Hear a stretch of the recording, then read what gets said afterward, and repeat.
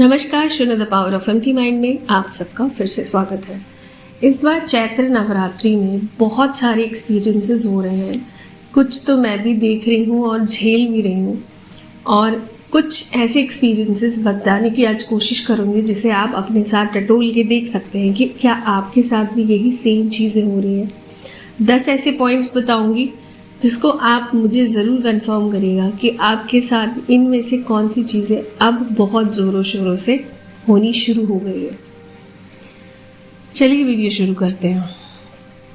Number 1, नींद कच्ची पक्की सी आ रही है, आ भी रही है और नहीं भी आ रही है। कई लोगों के घर में अखंड दिया भी जल रहा होगा, तो उसकी वजह से भी एक कहीं ना कहीं टेंशन भी बनी हुई है कि भैया दिए में समय समय पर तेल या घी डालना है और उठ के देखना है।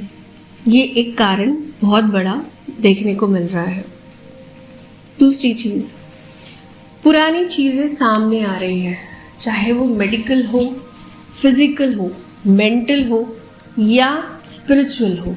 जैसे कोई दर्द आपका है जो बहुत पुराने समय से चल रहा है, इसी नवरात्र में उस दर्द का कारण आपको समझ में आ रहा है। कई सारे ऐसे केसेस भी मेरे पास आए हैं जहाँ पे किसी को कोई प्रॉब्लम थी जो कि अब तक दबी हुई थी, पर इस नवरात्र में आके वो प्रॉब्लम खुली है और वो हॉस्पिटल में जाके एडमिट हुए हैं। कई लोगों के मूलाधार चक्र पे भी बहुत ज़्यादा अतिरिक्त दर्द देखने को मिला है। कई लोगों के हार्ट चक्र पे दिखा है। कई लोगों के पूरे स्पिरिचुअल जर्नी में उनके रीढ़ की हड्डी में दर्द नहीं हुआ, पर अब इस स्टेज पे आके उनको ये चीज़ भी देखने को मिल रही है। कुछ लोगों के पुराने दबे हुए इमोशंस भी इस बार खुल के बाहर निकल रहे हैं, इसीलिए मूड स्विंग्स का भी इशू हो रहा है, क्योंकि वो चीज़ें आपके सामने आ रही हैं ताकि अब आप आगे बढ़ सके और उस चीज़ को हील कर सके। क्या आपके साथ भी ऐसा हो रहा है? तीसरी चीज़, एक अलग सी पॉजिटिविटी देखने को मिल रही है। भले ही आप इमोशनली, फिजिकली, मेंटली बहुत सफ़र कर रहे होगे इस समय पर, सुबह जल्दी भी उठ रहे होंगे, पर कहीं तो भी ये चीज़ें आपको नेगेटिव जोन में नहीं डाल रहे। आपके अंदर एक अलग सी पॉजिटिविटी है, एक खुशी का एक एहसास बहुत तेज़ी से आपके अंदर बसा हुआ है। चौथा पॉइंट, हल्के फुल्के लोग बीमार भी हो रहे हैं। इस समय पे क्या हो रहा है ना, वेदर बहुत ड्रास्टिकली चेंज हो रहा है, और नवरात्र के एक दिन पहले ग्रहण का होना इसका भी बहुत बड़ा कारण है कि कहीं ना कहीं लोग थोड़े बहुत बीमार पड़ रहे हैं। सर्दी, खांसी, जुकाम जैसी चीज़ें छोटी मोटी उनके साथ हो रही है, और आशा यही है कि नवरात्र जाते जाते ये सारी चीज़ें भी हील हो जाएगी।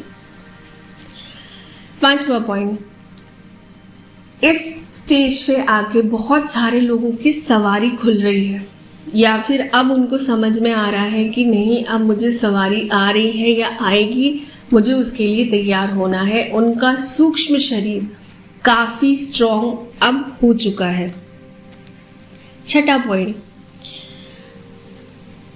साधकों की कई सारी सिद्धियां भी खुल रही है। कई बार ऐसा होता है कि सिद्धियां खुलती तो रहती हैं, पर हमें समझ में नहीं आता। एक समय ऐसा आता है जब हम उन सिद्धियों का इस्तेमाल करने के लिए आगे बढ़ते हैं कि क्या हमें ये चीज़ मिल चुकी है, क्या हम ट्राई करके देख सकते हैं।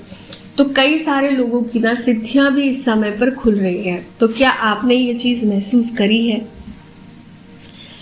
7वां पॉइंट, कान में एक आवाज़ आती है। हम में से आई थिंक 90% लोगों ने इस चीज़ को फील किया होगा कि जूम करके एक आवाज़ आती है।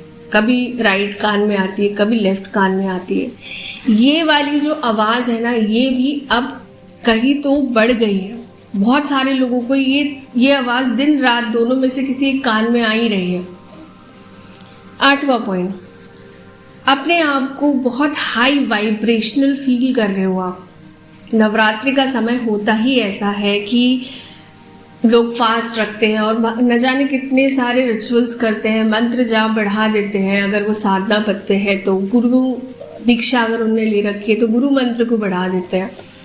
तो इस वजह से भी कई लोग हाई वाइब्रेशनल फील कर रहे हैं, अपने आप को एकदम टॉप ऑफ द वर्ल्ड महसूस कर रहे हैं। क्या आपके साथ भी ऐसा हो रहा है?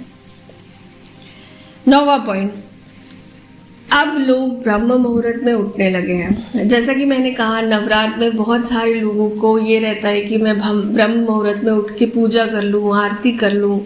तो ये एक जो समय होता है ना, इसका यूटिलाइजेशन नवरात्रि के समय पे या फिर किसी भी बड़े त्यौहार के समय पे बहुत ज़्यादा होता है। और इस बार इस चीज़ की भी ना कहीं संख्या अच्छी खासी बढ़ चुकी है, क्योंकि मैं भी जब सुबह उठती हूँ तो मेरे घर के आसपास हर घर में लगभग घंटी की आवाज़ आती है, शंख की आवाज़ आती है, या तो फिर आरती की आवाज़ आती है।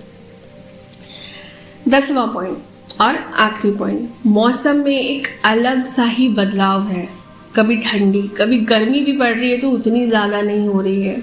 हाँ, इसके कारण लोग बीमार भी पड़ रहे हैं, पर कहीं ना कहीं मौसम भी ऐसा लगता है जैसे हम साधकों को प्रोटेक्ट कर रहा है, कि क्योंकि हम साधकों की ऑब्वियसली बात है कि बॉडी की जो तासीर होती है वो थोड़ी गर्म होती है, तो हमको हमेशा एक ठंडक की ज़रूरत होती ही है। तो ऐसे में मौसम का ये बदलाव भी हमको कहीं ना कहीं बहुत ज़्यादा हेल्प कर रहा है इस दिशा में आगे बढ़ने के लिए। आप मुझे बताइएगा कि इन 10 पॉइंट्स में से कौन कौन से पॉइंट्स आपने नोटिस किए हैं और आपकी नवरात्रि अब कैसी चल रही है। आशा करती हूँ मेरी इस छोटी सी वीडियो से आज आपने नया कुछ ज़रूर सीखा होगा। चैनल को लाइक और सब्सक्राइब करना ना भूलिए, फैमिली को बढ़ाते रहिए। Thank you so very much.